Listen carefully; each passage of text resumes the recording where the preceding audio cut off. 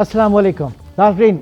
इमरान खान की गिरफ्तारी और उसके बाद रिहाई और इस बीच में जो कुछ भी हुआ वो यकीनन पाकिस्तान की इस वक्त सियासत में उसका तज़किरा जो है वो हमेशा याद रखा जाएगा, चाहे वो जिस तरह के भी हालात हों। और जो समात थी वो इस हवाले से भी इंतहाई अहम थी कि हुकूमत जो है उसके ऊपर बड़ी चरागपा है। आज के प्रोग्राम में इन तमाम चीज़ों को हम डिस्कस करेंगे। और कल 14 मई भी है और 14 मई की डेडलाइन थी इलेक्शन के हवाले से। कल क्या होगा इलेक्शन, तो ये तो तय है कि इलेक्शन नहीं होगा, लेकिन इसके कॉन्सिक्वेंसेस क्या होंगे और किसको उठाना पड़ेंगे। आज के प्रोग्राम में इसके ऊपर हम डिस्कशन करेंगे। सबसे पहले जस्टिस वजीउद्दीन रिटायर्ड इस वक्त हमारे साथ मौजूद हैं, उन इस पूरे मामले के ऊपर बात करना चाहेंगे। जस्टिस साहब, बहुत शुक्रिया आपके वक्त का। सबसे पहले ये बताइएगा कि कल की जो समात थी, बड़ी धूम है उसकी, और जाहिर है कि इस पे एक मौक़िफ़ जो है हुकूमत का ये कहना है कि कल ब्लैंकेट कवर दिया गया, बड़ी सहूलतकारी जो है वो इमरान खान साहब की गई। क्या हकीकतन उनको बड़ा रिलीफ मिला है? और ये भी कहा जाता है कि कल की जो समात हुई वो गुड टू सी यू से शुरू होकर और गुड लक के ऊपर ख़त्म हुई। आपकी क्या ऑब्जर्वेशन है सर? देखें, बात यह है कि ये ऑफ द कफ एक रिमार्क था जो उसूली तौर के ऊपर होना नहीं चाहिए था। जिसे कहते हैं इनएडवर्टेंटली ऐसा हो जाया करता है। ये कोई इतनी बड़ी बात नहीं है। असल में देखने की जो चीज़ होती है, जहाँ तक के फैसलों का ताल्लुक है या अदलिया की परफॉर्मेंस का ताल्लुक है, वो ये है कि जो ऑर्डर पास हुए हैं वो सही हैं या गलत हैं, और उसका टचस्टोन जो है वो या तो आइन होता है या कानून होता है। अब सवाल ये है कि एक आदमी जो मुल्क का एक न सिर्फ साबिक प्राइम मिनिस्टर है, बल्कि इस वक्त अगर ये कहा जाए कि मकबूल तरीन शख्सियत है पाकिस्तान की, उसको अच्छा उसने कुछ भी किया हो, उसने कोई भी जराइम किए हुए वो अपनी जगह है, उनकी ट्रायल होगी, उसके फैसले होंगे। गलत किया होगा तो उसकी पनिशमेंट होगी, नहीं किया होगा तो छूट जाएगा। लेकिन ये जो जमानत का हक है, ये जो बेल का हक है, ये एक राइट है। क्योंकि जब तक कि आप किसी केस में माखूज होते हैं और पनिश नहीं होते, उस वक्त तक प्रिजम्पशन ये है कि आप इनोसेंट हैं, आप बेगुनाह हैं। अब आप मुझे ये बताइए कि इस सारी एपिसोड में, ये 2 दिन की कहानी है, इसमें कौन सी गलत बात हुई है? अगर गलत बात हुई है तो वो तो जिस तरीके से इसको आपने एप्रीहेंड किया है, जिस तरीके से आपने इसको इस तरीके से उठाया है जैसे कोई एब्सकॉन्डर, जैसे कोई टेररिस्ट हो, गलत बात तो ये हुई है। गलत बात तो ये हुई है कि बेल एक बंदे का हक होता है जब तक कि वो पनिश नहीं हो। तो इस्लामाबाद हाईकोर्ट उसको बेल डिनाई कर रही है। इस्लामाबाद हाईकोर्ट ये कह रही है कि हमारे अपनी प्रिसिंग से बंदे को उठाया गया है, वो जायज है। गलत बातें तो that's called innocent till proven guilty. Sir बिल्कुल। अब ये बताइए, कल 14 मई है और कल इलेक्शन नहीं हो रहा है, इसके कॉन्सिक्वेंसेस क्या होंगे? क्या जो हुक्म अदुली है अदालत की, इसके ऊपर तौहीन अदालत किसके ऊपर लगेगी? क्या सिर्फ वज़ीर आज़म इसकी जद में आएंगी या वो 42 अरकान असेंबली भी आएंगे जिन्होंने अदलिया के हुक्म पर अमल ना करने की करारदाद पास की थी? जी सर। देखें, बहुत कुछ चीज़ें हो रही हैं इंतज़ामिया के लेवल के ऊपर, मुकन्ना के लेवल के ऊपर, बड़ी अनफॉर्चुनेट चीज़ें हो रही हैं। लेकिन हमें रूल ऑफ लॉ का ख्याल करना चाहिए। हमें जो मुख्तलिफ इदारे हैं, जैसे इंतज़ामिया है, ये मुकन्ना है, उनका भी जो एक मकाम है, उनकी जो पोजीशन है, उसको हमें समझना चाहिए। मैंने कंटेम्प्ट बिल्कुल बनती है। कंटेम्प्ट की बुनियाद इसी नौयत के मामलात, बल्कि इनसे कमतर मामलात में प्राइम मिनिस्टर्स घर जा चुके हैं। लेकिन मैं समझता हूँ कि कंटेम्प्ट की प्रोसीडिंग्स को निहायत एहतियात से इस्तेमाल करना चाहिए। इदारों के दरमियान कन्फ्रंटेशन नहीं होनी चाहिए। आइन की सुप्रीमेसी हर लिहाज से मेंटेन करनी चाहिए। लेकिन अगर अदालत के अहकामात के ऊपर अमल दरामद कराने के लिए कोई एक आध फर्द इस तरह का महसूस हो कि जैसे वो रवा है, उसके बारे में, इन चीज़ों के बारे में सोचा जा सकता है। लेकिन एन मास कार्रवाई कंटेम्प्ट की नहीं होनी चाहिए। दूसरी चीज जो है वो ये है कि वहां पर रिव्यू की दरखास्त ये पड़ी हुई है कि 14 मई के मामला जो हैं वो अपने आप एक गंभीर मामला हैं, उनको री एग्जामिन किया जाए। तो मैं समझता हूँ कि इसमें कोई जल्दी नहीं है, शायद वो पीर के रोज वो कार्रवाई के लिए है।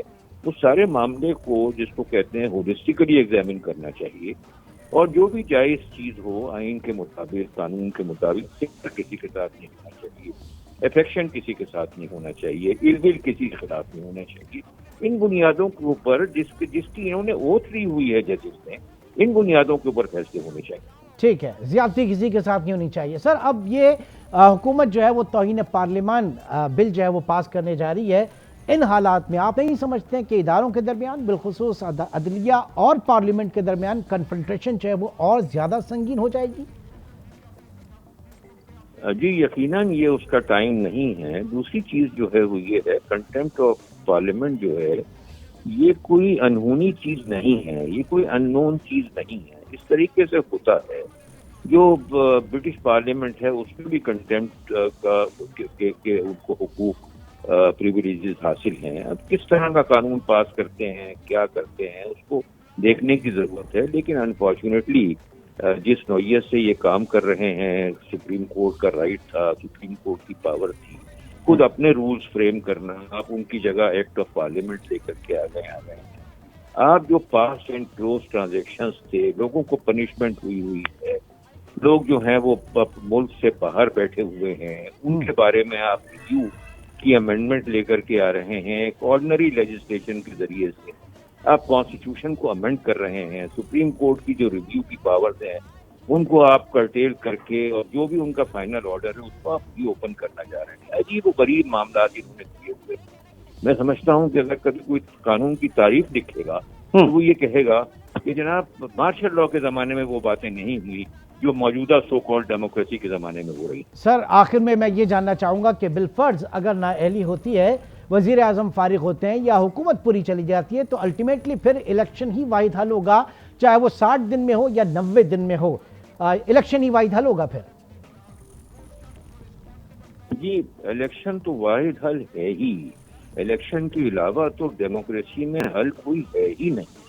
लेकिन जैसा कि आपने फरमाया, अगर तो इस तरीके से मामलात होते हैं तो वो नहायत गंभीर मामलात होंगे।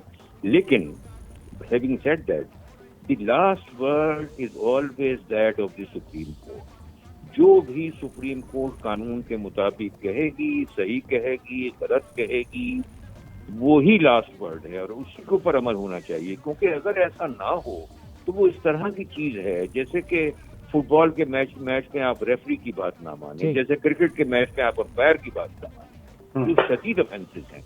तो अब ये है कि आप जो भी करते हैं एहतियात से करें और इस नौयत पे चीजों को ना पहुंचाएं कि एक्सट्रीम मेजर्स लेने पड़े। एक्सट्रीम मेजर्स कभी नहीं लेने चाहिए, किसी को नहीं लेने चाहिए। यानी हर आखिर सुप्रीम कोर्ट का ही फैसला होगा, चाहे तारीख उसे सही साबित करे, दुरुस्त साबित करे या गलत साबित करे। जो अल्टीमेट डिसीजन है, जो फैसला होगा, वो सुप्रीम कोर्ट का ही माना जाएगा। बहुत बहुत शुक्रिया। जस्टिस रिटायर्ड वजूद्दीन साहब हमारे साथ मौजूद थे। प्रोग्राम में अपने गेस्ट का आपसे तारुफ कराते चलूँ। इस वक्त पैनल में शौकत बसरा साहब इस वक्त लाहौर स्टूडियो से हमारे साथ मौजूद हैं। पाकिस्तान तहरीक इंसाफ से आपका ताल्लुक है। बहुत शुक्रिया शौकत बसरा साहब। और सेनेटर बहराम खान तंगी पाकिस्तान पीपल्स पार्टी की रहनुमाई करेंगे, आपका भी बहुत शुक्रिया। और साथ ही साथ गौहर खान जो कि वकील हैं पाकिस्तान तहरीक इंसाफ के, वो भी हमें इस प्रोग्राम में ज्वाइन करेंगे। एक छोटे से ब्रेक के बाद प्रोग्राम को आगे बढ़ाते हैं।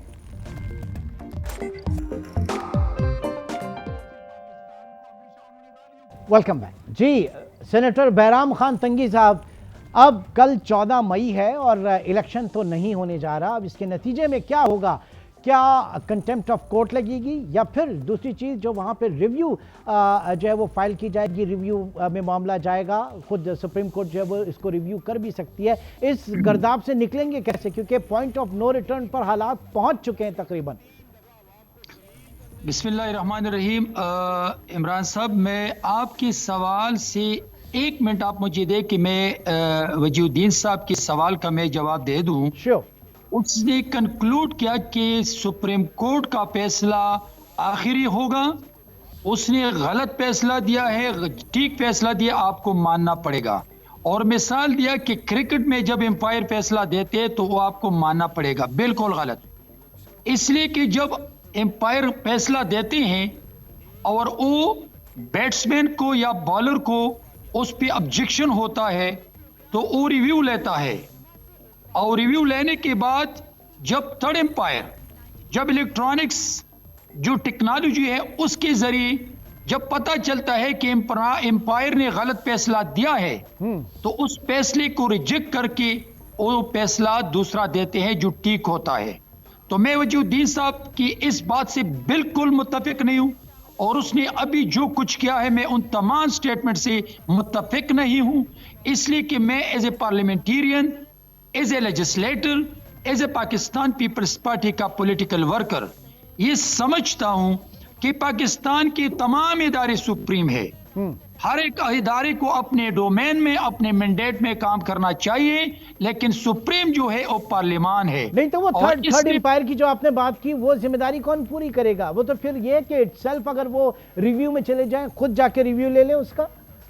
देखिए मैं तो यही कह रहा हूं ना कि वो जिसके साथ ज्यादती होती है, अगर बॉलर बॉलिंग करता है और वो कहते हैं कि मैंने आउट किया है लेकिन एम्पायर ने आउट नहीं दिया, वो रिव्यू लेते हैं, रिक्वेस्ट करते हैं और उसकी रिक्वेस्ट को एक्सेप्ट करके वो चले जाते हैं, और अगर वो आउट है तो उसको आउट देते हैं, एम्पायर पे डिपेंड नहीं करते हैं। लेकिन अगर बॉलर ने आउट करने की सोचा है लेकिन वो आउट नहीं है तो फिर वो एम्पायर की बात को मानना पड़ते हैं। तो मैं ये यहाँ पे समझता हूं कि जो एम्पायर का मिसाल दिया मैं इससे मुत्तफिक नहीं हूं। ठीक है, बसरा साहब की तरफ चलते हैं। शौकत बसरा साहब, थर्ड एम्पायर की बात कर रहे हैं, कौन होगा थर्ड एम्पायर?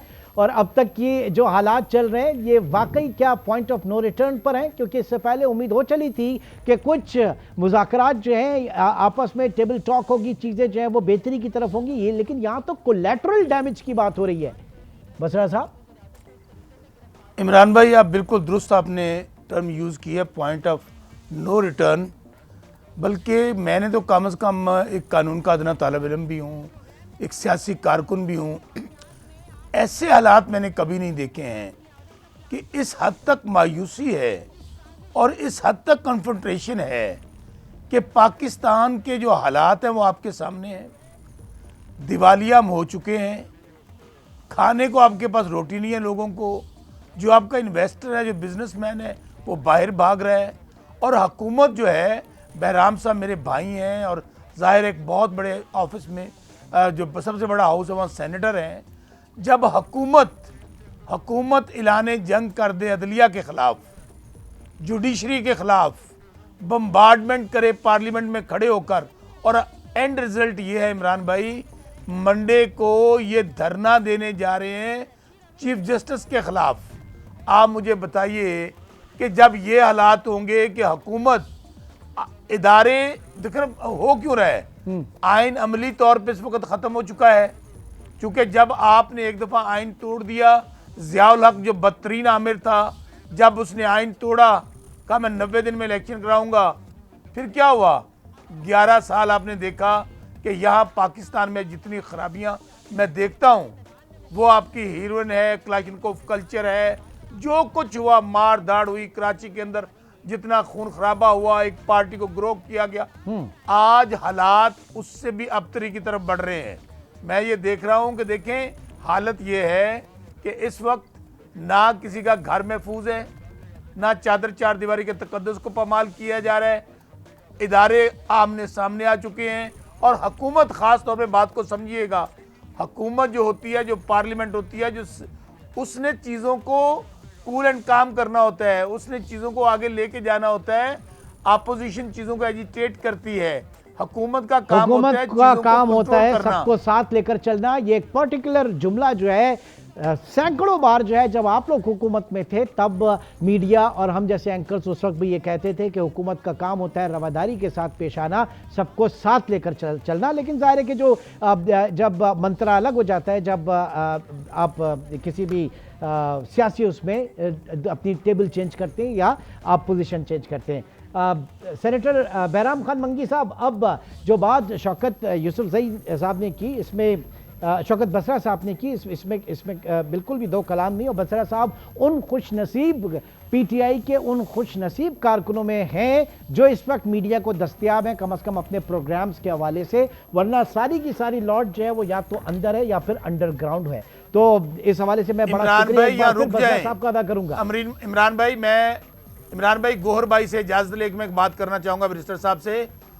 शौकत बसरा ने मेरा हल्का हरुणाबाद बहावल नगर है जनूबी पंजाब में पुरअमन एहतजाज किया, कानून को हाथ में नहीं लिया, कोई जलाओ गिराव नहीं किया। मेरे ऊपर भी दहशत गर्दी का मुकदमा दर्ज हुआ है। शौकत बसरा को डिक्लेयर कर दिया गया है कि सबसे बड़ा दहशत गर्द है। आप मुझे बताइए इमरान भाई, ये जो मैं आपके प्रोग्राम में बैठा हूँ, जाहिर है फिर हमने कानूनी रास्ता लेना है, अदालतों की तरफ जाना है, जमानतें करवानी है। ये तो नहीं हो सकता कि हम यहाँ पर जब हमारे ऊपर दहशत गर्दी का मुकदमा हो तो हम घरों में छुप जाएं, बाहर ना निकलें। अब जाहिर है बहुत सारी जेलें भरी पड़ी हैं कारकुनों से। मेरे जिला बहावल नगर में, हरुणाबाद, फकीरवाली, फोटाबाद जो मेरा हल्का है, हर जगह से लोग इस वक्त दहशत गर्दी के मुकदमों में जेलों में मौजूद हैं, डिटेंशन ऑर्डर हुए हुए हैं। अच्छा, आप क्या कहना चाहते हैं? वो इमरान भाई, कह रहे हैं आप चाहते क्या हैं? फिर तंगी साहब पूछ रहे हैं क्या चाहते हैं आप, क्या किया जाए? मैं मंगी वो जाहिर है फिर हुकूमत है ना, हुकूमत को आप इनकी बातें सुने, चाहते क्या है? चले मुझे बताइए तंगी साहब, मैं जरा आ जाऊं, तंगी साहब की तरफ आ जाऊं। तंगी साहब ये बताइए, नजर आता हूं। ये तंगी साहब ये बताइए, आप किसके खिलाफ एहतजाज करना चाह रहे हैं? अदालत के खिलाफ, चीफ जस्टिस के खिलाफ आप एहतजाज करना चाह रहे हैं? दफा 144 नाफिज है, आप कैसे बैठ सकते हैं एहतजाज पे? इमरान पहले ये कह रहे कि आप क्या क्या कहना चाहते हैं और क्या करना चाहते हैं, मैं इसको बताना चाहता हूँ। मैं ये चाहता हूँ और हुकूमत ये चाहती है। मैं आपको आप कह रहा हूँ, आप मुझे तू कह रहे हैं, ये अच्छी बात नहीं है। चले वो आप कह देते हैं, मैं कहता हूँ शौकत बसरा साहब कह रहे हैं। जी तंगी साहब। यार देखिए शौकत साहब, मैं आपको जानता हूँ, आप ओ शौकत बसरा है जब आपने कहा था कि इमरान को लीडर कहना लीडरशिप की तौहीन है। फिर वही बात, अगर आप जाती बातें करेंगे तो मुझे पता है कि आपकी क्या हैसियत है। आप जाती गुफ्तगू करेंगे तो मुझे बड़ी बातें करनी आती है, आप मुझसे बात नहीं करने दूंगा। अगर मैं आपसे स्कूल से बात कर रहा हूँ, दलील के साथ बात कर रहा हूँ, आप जाती गुफ्तगू शुरू कर रहे हैं। मैं सकता हूँ, आपका दलील से बात करें, वो भी मुझसे नहीं बोल सकते। अच्छा, पाकिस्तान को दहशतगर्द बना दिया है, मुझसे नहीं बोल सकते हैं भाई। जिन लोगों ने कानून क्योंकि यहाँ पे अपने फ्लोर पे बात करें। तंगी साहब बात करें, जो मर्जी आप जाती गुफ्तगू ना करें। तंगी साहब बात को आगे बढ़ाइए, आप जरा जाती और तमीज के दायरे में रह के बात करें। इसको चुप करवा दें। आप कह रहे हो, मुझे तू कह रहे हैं। बस वो नहीं कह रहे ना, अब तो नहीं कहेंगे, वो आप करके मुखातिब कर रहे हैं। जी बहराम, मैं इसको जानता हूँ, लेकिन मैं आपसे फिर कह रहा हूं, तमीज से बात करें। एक पार्लियामेंटेरियन हूं, मैं तमीज चाहता से हूं बात कि हम करें। कंस्ट्रक्टिव मैं डिस्कशन आपको करें। आप कह रहा हूं, हम पॉलिटिकल बात आपको करें। तमीज नहीं है बात ये करने क्या की। बात करते हैं आप सेनेटर हैं, आपको तमीज नहीं है बात करने की। बहराम साहब प्लीज, आप लेजिस्लेटर हैं, ठीक है, सारी बातें, वो भी सियासी कारकुन है। इमरान साहब अपने फ्लोर पे बात करें। जब आपके टॉक शो पे लोग आते हैं तो टॉक शो के डेकोरम ये है कि अपने फ्लोर पे जो मर्जी बोले, लेकिन दूसरे को फिर मौका देना चाहिए। अच्छा, अब इस बात को रोकें यहीं पे, और आगे बढ़ें। जी इमरान साहब इसने कहा कि ये क्या करना चाहते हैं और क्या कहना चाहते हैं। हम ये चाहते हैं कि जिन लोगों ने जना हाउस को जलाया, जिन लोगों ने कोर कमांडर पे हमला किया, जिन लोगों ने जीएचक्यू पे हमला किया, जिन लोगों ने पाकिस्तान रेडियो को जलाया, जिन लोगों ने अवाम के अरबों रुपए की प्रॉफिट को जलाया, उनको निशाने इबरत बनना चाहिए। अभी आपने इंट्रो में कहा कि यास्मीन राशिद को हॉस्पिटल मुंतकिल किया, बिल्कुल नहीं चाहिए। उसने मेरे जना हाउस को जलाया है। सेनेटर एजाज चौधरी ने मेरे जना हाउस को जलाया है। जो इंडिया ने 75 सालों में नहीं किया था, आज मोदी का यार इमरान और उसके कारिंदे कर रहे। क्या कहना चाहते हैं? हम ये कहना चाहते हैं कि पाकिस्तान को 75 सालों में, उस पाकिस्तान के इदारों को, पाकिस्तान के आईएसआई को, पाकिस्तान की आर्मी को इमरान ने इतना बदनाम किया कि जितने मोदी ने और इंडिया ने बदनाम नहीं किया था। आज न्यूयॉर्क में फ्लेक्सेस लगे हैं, वहां पे पाक फौज के खिलाफ नारे लगे हैं, पाक फौज के शुहदा की गालियां मिलती हैं। ये है सियासत ये नहीं है। सियासत ये है कि जैसे वजूद्दीन ने कहा कि ये पॉपुलर लीडर है, तो पॉपुलर लीडर का मतलब ये है कि वो आईन की पासदारी करे। जब इनको जरमान पार्क में गिरफ्तारी की नहीं चली गई थी। इसमें कोई शक नहीं कि जिन लोगों ने जिना हाउस को आग लगाई, जिन्होंने जीएचक्यू पे हमला किया, जिन्होंने पाकिस्तान की जो मिल्कियत, सरकार की जो मिल्कियत है उसके ऊपर जिन्होंने हमला किया, उनसे आनी हाथों से निपटा जाए। ये सवाल मैं रखूंगा। जनाब शौकत बसरा और गौर खान साहब भी मौजूद होंगे। एक छोटे से ब्रेक के बाद दोबारा मिलते हैं।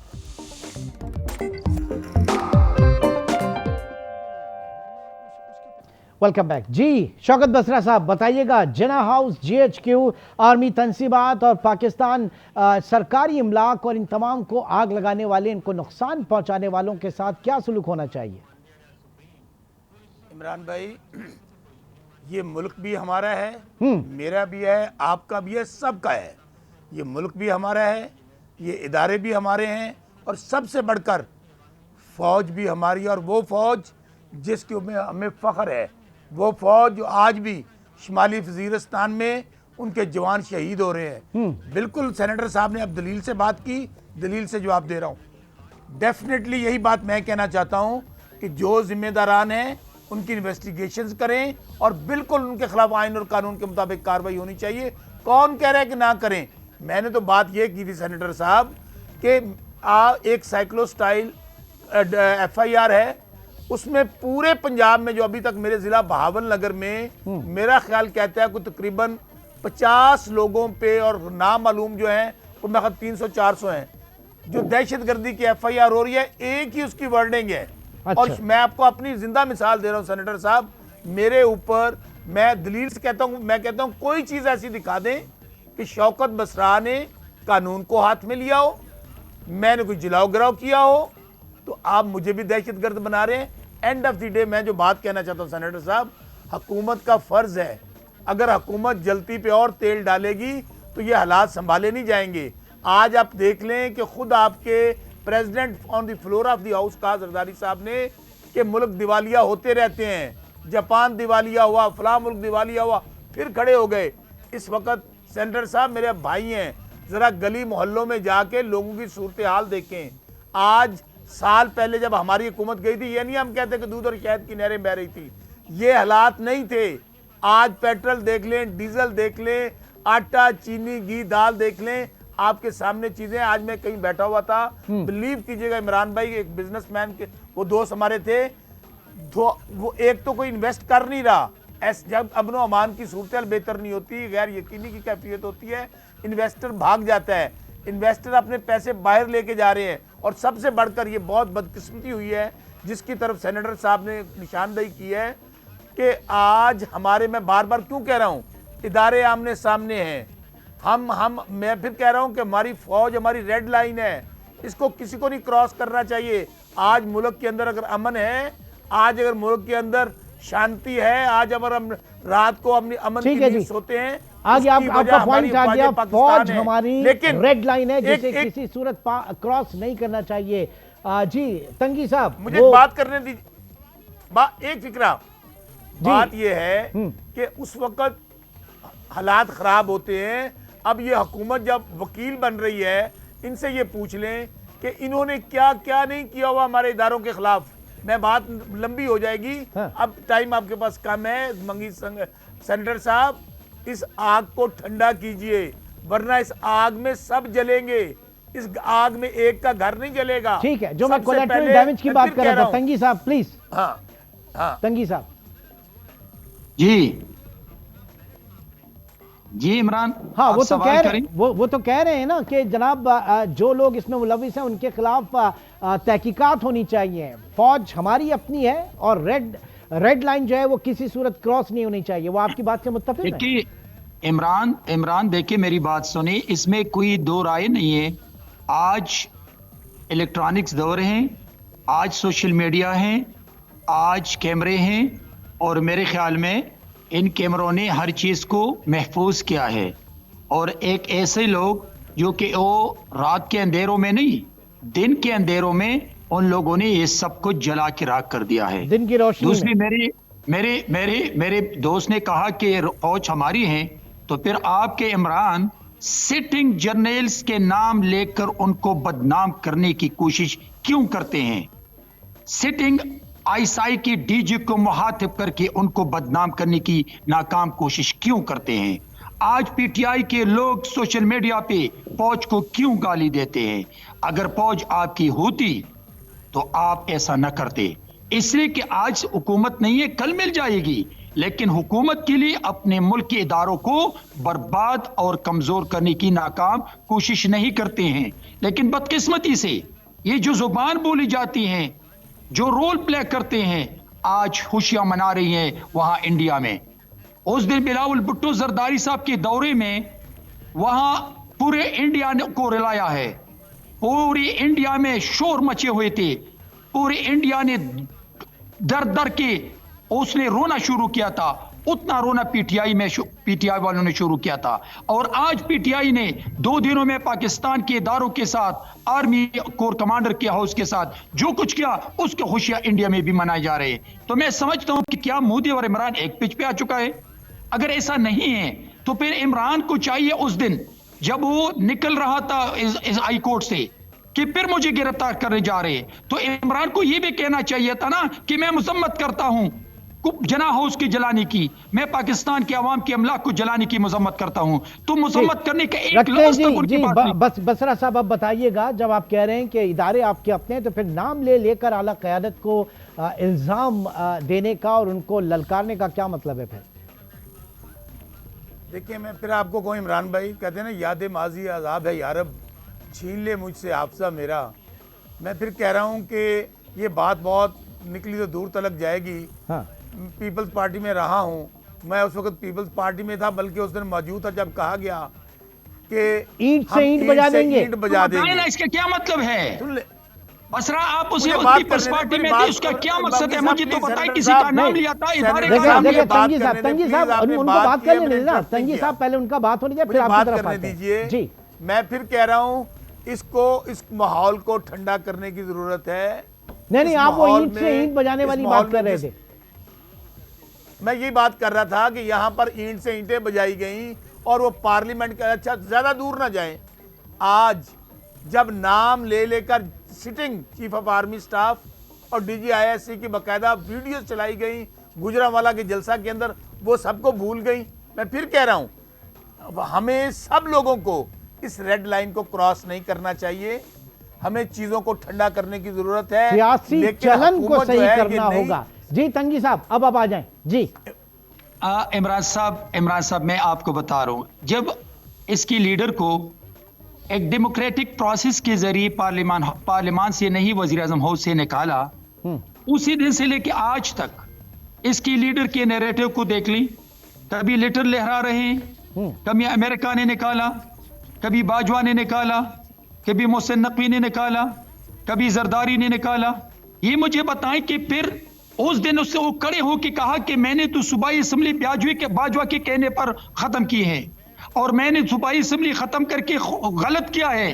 तो ये मुझे बताएं कि 8 महीने के बाद, जब 8 महीने वो बाजवा को गाली दे दे के नहीं तकते थे, फिर 8 महीने के बाद आपने उसके कहने पर 2 सूबाई असेंबली क्यों तोड़वा दी? क्या ये आईन में है कि सीएम की मर्जी के बगैर आप असेंबलियां डायरेक्टिव के जरिए तोड़वा दें, आप उनको डिक्टेशन दे दें और बाजवा के कहने पर आप असेंबली तोड़वा दें और फिर कहें कि ये आईन में है? तो आईन में तो है, लेकिन उसमें सीएम के कंसेंसस तो शामिल होता है, उनकी मर्जी शामिल होती है। तो आपने तो उसकी मर्जी का नहीं सोचा, आपने तो बाजवा के डायरेक्टिव्स पर दोनों सूबाई असेंबली तोड़ दी। और तो ये जाहिर है कि अगले दो सीएम हैं, जो सिंध के सीएम है, जो बलूचिस्तान के सीएम है, वो इस फेवर में नहीं है।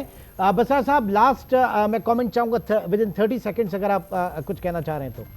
प्रोग्राम में वक्त की कमी है। भाई, लास्ट कमेंट यही है कि आज जो हालात मैं देख रहा हूं ना, ये हालात हमारे मुल्क के लिए अच्छे नहीं है, हमारी आवाम के लिए अच्छे नहीं है, हमारे इदारों के लिए अच्छे नहीं है। तमाम इदारों को मैं फिर कह रहा हूँ, सबको इकट्ठे बैठने की ज़रूरत है। अगर हुकूमत मंडे को सुप्रीम कोर्ट के ख़िलाफ़ जो ऐलान जंग किया है, मैं भी इनको कहता हूँ उनको वापस लें। हुकूमत के ये काम नहीं होते हैं। बल्कि मैंने तो ये भी स्टेटमेंट सुनी है मौलाना साहब की कि जब तक मुस्ताफ़ी नहीं होंगे चीफ जस्टिस, उस वक्त तक हम धरना ख़त्म नहीं करेंगे।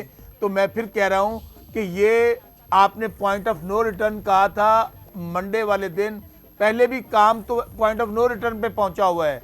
जब पार्लियामेंट के अंदर खड़े होकर ये कहा गया कि हम गिरफ्तार करके ले आएंगे जजों को यहाँ पर, और जजेस जो वहाँ पर कोर्ट्स की तरफ बहुत से बहुत बातें शुक्रिया। हुई। बात सारी है कि आइन की हम 75वीं सालगिरह मना रहे हैं और जो सियासी बालिदगी जो है वो होना चाहिए थी हमारे सियासतदानों में, वो इस वक्त नहीं है। ये बड़ा अलमिया है जिससे पूरा पाकिस्तान इस वक्त मुतासिर है। इंशाल्लाह आपसे कल मुलाकात होगी। बहुत बहुत शुक्रिया बहरमन तंगी साहब और शौकत बसरा साहब, और इससे पहले हमारे साथ जो है वो जस्टिस वजीउद्दीन अहमद भी रहे। बहुत शुक्रिया आप तीनों का। इंशाल्लाह आपसे कल मुलाकात होगी। Till then take care. अल्लाह हाफ़िज़।